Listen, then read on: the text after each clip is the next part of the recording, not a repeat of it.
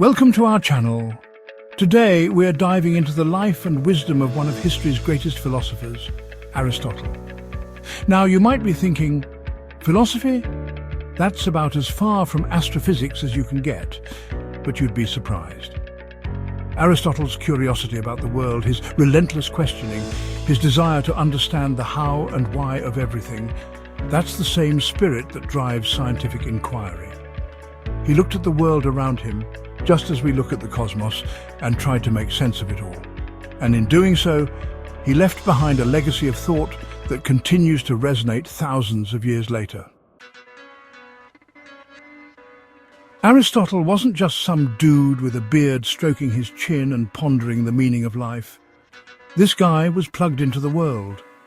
Born in 384 BC in Macedonia, he grew up with a dad who was the royal doctor.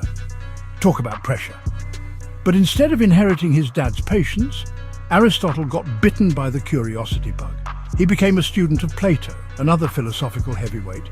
And let me tell you, that's like getting schooled in astrophysics by Carl Sagan himself. He then went on to tutor Alexander the Great, who, conquered half the known world. But Aristotle wasn't content with just teaching royalty. He founded his own school, the Lyceum, where his students, nicknamed peripatetics, followed him around while he dropped knowledge bombs. And this wasn't your typical stuffy classroom. Aristotle was fascinated by everything. He studied the growth of chicks in eggs, the reproductive habits of squid. Talk about hands-on learning. His writings, basically his lecture notes, covered ethics, politics, logic, you name it. The man was a walking, talking encyclopedia of knowledge. Okay, let's get real for a second. We all want to be happy, right? It's not like we're aiming for misery. Well, Aristotle dedicated a whole book, Nicomachean Ethics, to figuring out this happiness thing. And he wasn't talking about fleeting moments of joy. He was after the kind of happiness that sticks with you, the kind that comes from living a good and fulfilling life. So what's the secret sauce? According to Aristotle, it's all about cultivating virtues. Think of them like character strengths, things like courage, honesty, generosity, and even wit. He identified 11 of these virtues, and here's the kicker. He believed they weren't some innate qualities you either had or didn't. Nope, he saw them as skills you could develop through practice and habit. It's like learning to play an instrument or mastering a sport. The more you do it, the better you get. And just like hitting that perfect note or sinking that game-winning shot, living a virtuous life brings a deep sense of satisfaction and, yes, happiness. Chapter 3. Now, you might not think a guy who lived over 2,000 years ago would have much to say about entertainment.